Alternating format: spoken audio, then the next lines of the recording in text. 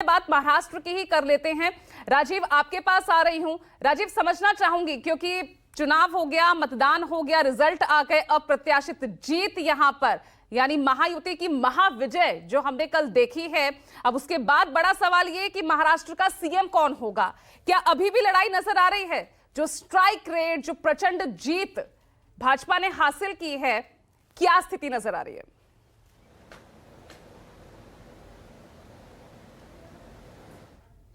इसका आपको दिखेगा कि जब पूरी मीडिया समय माननीय एकनाथ शिंदे जी बने थे। अरे राजीव पांडे जी, अच्छा आज दो राजीव हो गए। आई एम सो सॉरी, मेरा सवाल मेरे वरिष्ठ सहयोगी राजीव रंजन से था।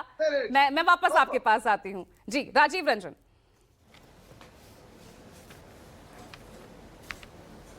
अच्छा, तो मैं ये कह रहा था कि भारतीय जनता पार्टी की जिस तरह से जीत है और बहुमत के करीब करीब कुछ सीटों से ही कम है भारतीय जनता पार्टी के लोग, उनका स्ट्राइक रेट अजीत पवार की और शिंदे की सेना से ज़्यादा अच्छा है।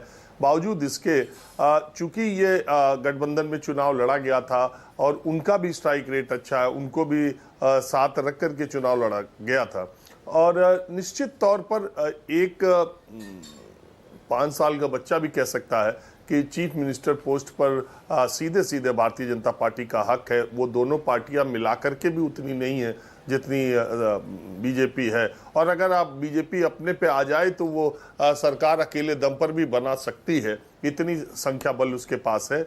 लेकिन उसे एक गठबंधन का और ये संदेश देना है। और सबसे बड़ी बात है, भारतीय जनता पार्टी के बारे में इन दिनों कोई भविष्यवाणी करना, वो भी एक या आकलन करना या अनुमान लगाना, क्योंकि ये अब ऐसा नहीं है कि इसको बहुत सारे लोग डिसाइड करते हैं। गृह मंत्री अमित शाह, बीजेपी अध्यक्ष जेपी नड्डा, पता नहीं वो भी कि नहीं, लेकिन गृह मंत्री अमित शाह और प्रधानमंत्री नरेंद्र मोदी और संघ परिवार निश्चित तौर पर मुझे लगता है पहले से ही मन बना चुका होगा कि इस बारे में क्या फैसला लेना है। लेकिन बस एक ही चीज़ है जिसकी महाराष्ट्र में बहुत चर्चा थी, मैं आपको बता दूं कि साइमल्टेनियसली दिल्ली में बीजेपी का राष्ट्रीय अध्यक्ष बनने की प्रक्रिया भी बहुत तेजी से चल रही है। तो क्या अगला भारतीय जनता पार्टी का राष्ट्रीय अध्यक्ष महाराष्ट्र से होगा? एक ये लोगों में कौतूहल है। मैं जानकारी के लेवल पर तो मुझे कुछ भी नहीं है और फैसले आपको पता ही है कि किस तरह का बहुमत, प्रचंड बहुमत मध्य प्रदेश में आया, मुख्यमंत्री कौन बना। तो ये कह पाना आज के दौर के भारतीय जनता पार्टी में बड़ा मुश्किल है कि भारतीय जनता पार्टी इतनी सीटों के बावजूद अपना मुख्यमंत्री बनाने का फैसला करेगी कि नहीं। दिख तो रहा है कि उसमें कहीं कोई दो राय नहीं है कि देवेंद्र फडणवीस महाराष्ट्र के सीएम होंगे, सबसे बड़ी पार्टी है और वहाँ सीएम डिप्टी सीएम हो जाए, ऐसा पहले भी हुआ है। सीएम मुंबई में डिप्टी सीएम तो देवेंद्र फडणवीस खुद 5 साल रहने के बाद 2.5 साल डिप्टी सीएम रहे। इसके अलावा जो लोग चीफ मिनिस्टर थे वो वहीं कैबिनेट मिनिस्टर भी रहे हैं। नारायण राणे इसका उदाहरण है। तो मुझे लगता है कि बहुत चीफ मिनिस्टर्स को आप देखेंगे कि बाद में, तो महाराष्ट्र में ये बड़ी चीज़ नहीं है महाराष्ट्र में कि सीएम कैबिनेट मिनिस्टर नहीं हो सकता है। तो अजीत पवार और एकनाथ शिंदे डिप्टी सीएम भी हो सकते हैं, उसमें कहीं कोई दिक्कत की बात नहीं है। बात सिर्फ इतनी है कि अभी अजीत पवार के घर भी अपने विधायकों पदाधिकारियों की बैठक बुलाई गई है। कल 4 चार्टर्ड प्लेन भेज करके एकनाथ शिंदे ने अपने विधायकों को मुंबई बुलाया था और उन्हें साउथ मुंबई के एक होटल में रखा भी है। तो वो अलग अलग तरीके से महायुति के विधायकों, महायुति के नेताओं को महाविकास अघाड़ी से कोई लेना देना नहीं। उसे अपने में ही डर है। अपने विधायकों को ले आकर के एक जगह रखा जा रहा है, अपने विधायकों को एक जगह रखा रहा है। ये तय है कि तीनों के बातचीत में, और मुझे लगता है कि ये सब अनुमान है। होगा तो वही जो दिल्ली चाहेगा, जो गृह मंत्री अमित शाह, प्रधानमंत्री नरेंद्र मोदी और संघ परिवार ने तय किया होगा।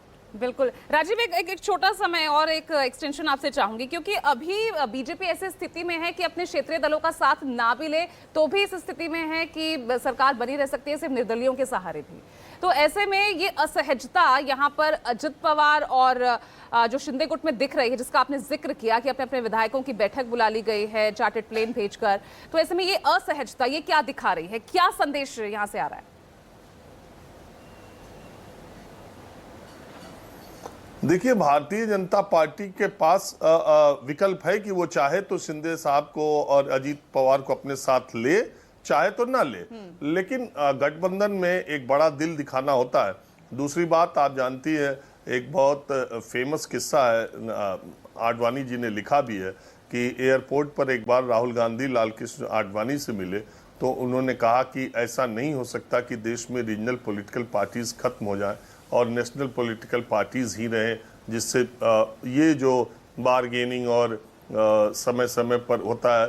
तो आडवाणी जी ने कहा कि फिलहाल की राजनीति में मुश्किल लगता है। एक अनौपचारिक बातचीत एयरपोर्ट पर जो हुई थी, तो अगर आप देखें तो भारतीय जनता पार्टी ने जिन जिन पॉलिटिकल पार्टीज के साथ गठबंधन किया और शुरुआती दौर में जिसकी जिसकी उंगली पकड़कर उस राज्य में वो पहुंची, धीरे धीरे अब वो पार्टियां वही बाला साहब ठाकरे शिवसेना की उंगली पकड़कर भारतीय जनता पार्टी ने गठबंधन किया और आज बाला साहब ठाकरे की पार्टी उद्धव ठाकरे करीब करीब विधानसभा चुनाव के दृष्टि से अब वो जमीन में मिट्टी में मिल गई है। नीतीश कुमार के साथ बीजेपी ने वहाँ समझौता किया। आज वो भारतीय जनता पार्टी की दया कृपा पर बिहार के मुख्यमंत्री हैं। उनके सदस्य संख्या कितनी है विधायकों की आपको पता ही है। और अगला चुनाव जो 25 में होगा, निश्चित तौर पर इसी स्थिति में, जैसी स्थिति में मुझे लगता है कि आज महाराष्ट्र में है